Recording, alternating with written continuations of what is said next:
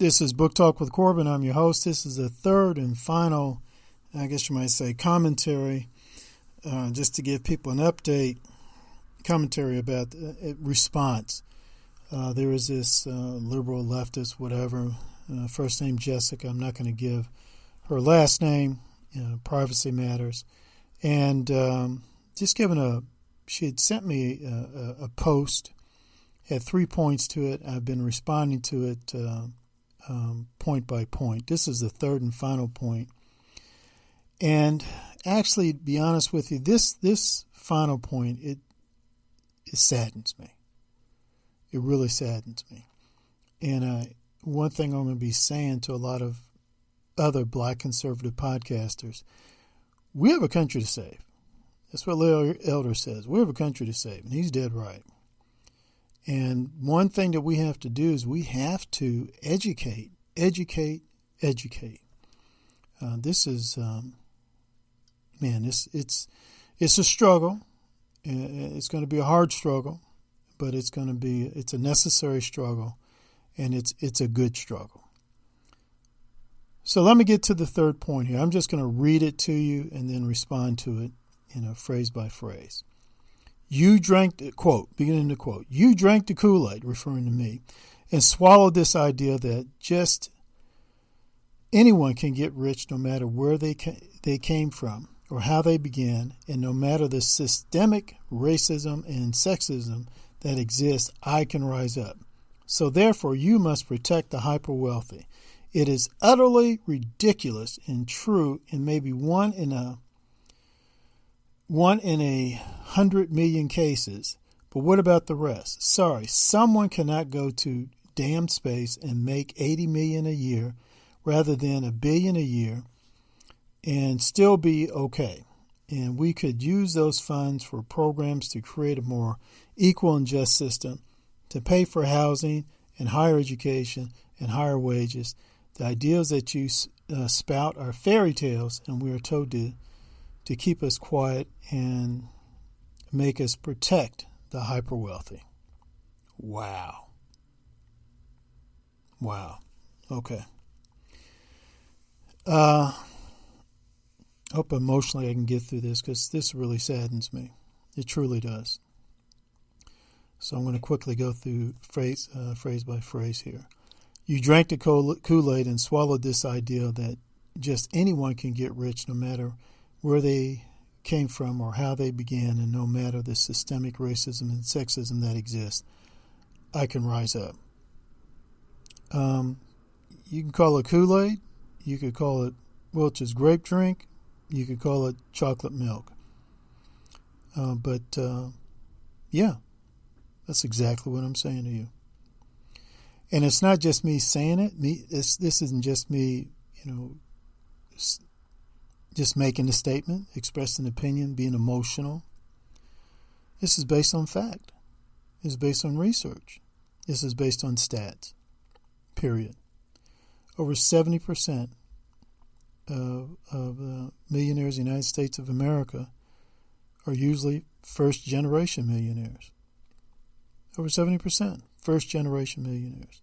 2, I don't have the time to go through and telling you the number of black millionaires that have come out of the United States of America. I'm not going to talk about England and other places. I'm just going to tell you about the ones here in the United States. We don't have enough time to go through that. And as you said, these are men and women who have overcome the systemic racism and sexism that exists. I'm astounded that someone like you don't know this. You're not aware of these facts, this history of black folk in America, how we, through hard work, education, struggle, courageously, consistently have produced millionaires. And now even some billionaires. Robert Williams, Oprah Winfrey, Reginald Lewis. It saddens me. Are you serious? I don't think you really mean this. I really don't. Here's another part. So therefore you must protect the hyper-wealthy. It is utterly ridiculous and true in maybe one in 100 million cases. Be careful when you throw stats out like that, because anybody can easily, do some research on them. And then protect the hyper-wealthy. I don't think Jeff Bezos or whoever these other guys are, Warren Buffett, I don't think they need my protection. And I'm definitely not interested in protecting them. But I do respect them. And I do encourage folks to research them and to read about them and to be inspired. Definitely. What I'm protecting, unapologetically, is the system of free enterprise in the United States of America. And other countries for that matter. The system of free enterprise. I'm defending or protecting, as you say, property rights, private property rights, free markets, free trade, etc. I am unapologetically a capitalist and an entrepreneur. And I don't care about your politics. I don't care about your skin color. I don't care about your gender. If you're out there trying to make a living, being self-employed, God bless you. I'm on your side. I'm with you. Amen. How can I pray for you? That's it. There are some entrepreneurs out there, very successful entrepreneurs, they say and do some things, politically that gets on my nerves. Can't stand, it's ridiculous. But I stand up and applaud their success. I stand up and applaud their success. And I will stand up and applaud any entrepreneur's success, any business success out there. I'm with it. 100%. No, I'm not trying to protect the hyper-wealthy. I'm protecting a system, free enterprise, private property, free markets. You better believe it. I'm unapologetic about it too. Okay. And you say, but what about the rest? Well, what about them? Seriously, what about them? There are two separate issues. Those are two separate issues. Jeff Bezos and Warren Buffett and Bill Gates, whatever, those who you might refer to as the hyper wealthy, they're not responsible for the rest of us, as you might say. What about the rest? What about them? When have you ever heard a highly successful entrepreneur say, who cares about the poor? Maybe, what is it? Maybe in A Christmas Carol. But eventually the guy turned around and changed his mind, right? Remember Charles Dickens, A Christmas Carol? Read the book first, then look at the movies. I mean, who does that? You mean to sit there and tell me someone like a Ray Dalio has never contributed like tens of millions of dollars to schools in Connecticut, poor schools in Connecticut? Is that what you're telling me? You're going to sit there and tell me like LeBron James didn't help start a school for, struggling, socially disadvantaged kids? You're going to sit there and tell me that Bill Cosby never gave money to something like, I don't know, the Desmond Tutu Scholarship Fund? Hello? Right here in Louisville, I know of a lot of nonprofits who've received some substantial donations. Feeding programs, Fishes and Loaves. What is this other one? The Lord's Kitchen. What? They're not. They haven't gotten money from wealthy individuals, families, corporations. Is that what you're telling me? Two separate issues. You're not going to find a more giving society. Well, you'd be hard-pressed to find a more giving society than the United States of America. Hard pressed. Who was it? I want to say Andrew Carnegie. He wrote a book, and Andrew Carnegie argued that if you are, as you put it, hyper wealthy, you have a responsibility to give your money away before you die. And he gave money away. I mean, public libraries all across the United States of America. He gave money to Booker T. Washington and Tuskegee University like nobody's business. He, in fact, gave money. He had to press upon Booker T. Washington to take money from him.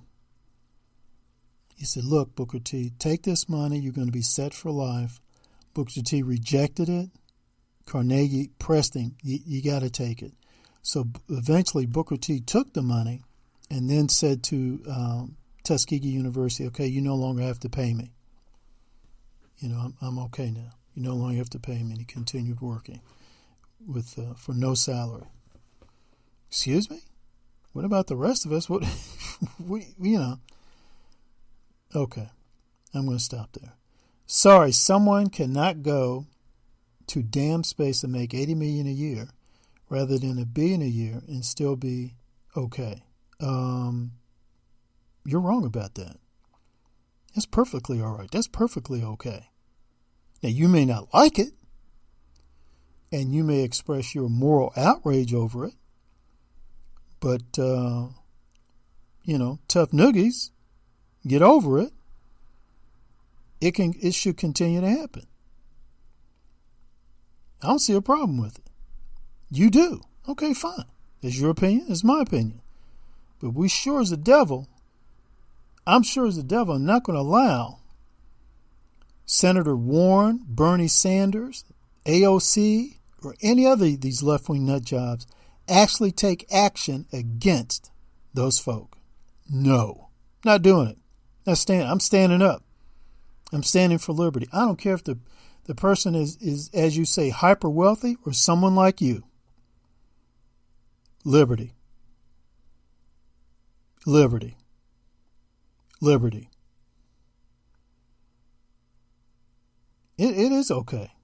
And we can use those funds for programs to create a more equal and just system to pay for housing, higher education, and higher wages.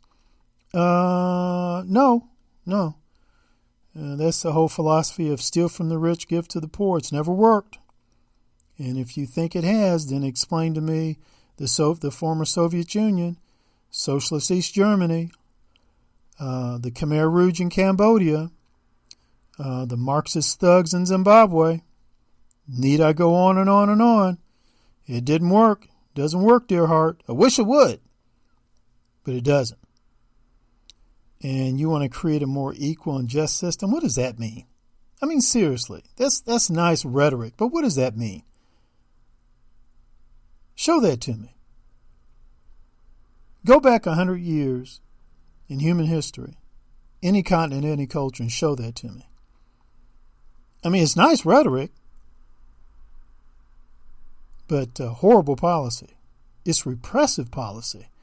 I would even go as far as to say it's borderline genocidal policy. Because every time you hear that, right behind it comes what? Repression, deprivation, confusion, gulags, political prisoners, genocide. First comes that rhetoric, and then right behind it comes all those evils. And we've seen it. I mean, I'm just not talking off the top of my head. I can give you historical examples. They're right there. Go check them out. Nazi Germany, Fascist Italy, Socialist Russia, Socialist Cuba, Socialist Cambodia. They're all right. They're all right there. You say to pay for housing and higher education and wages. No.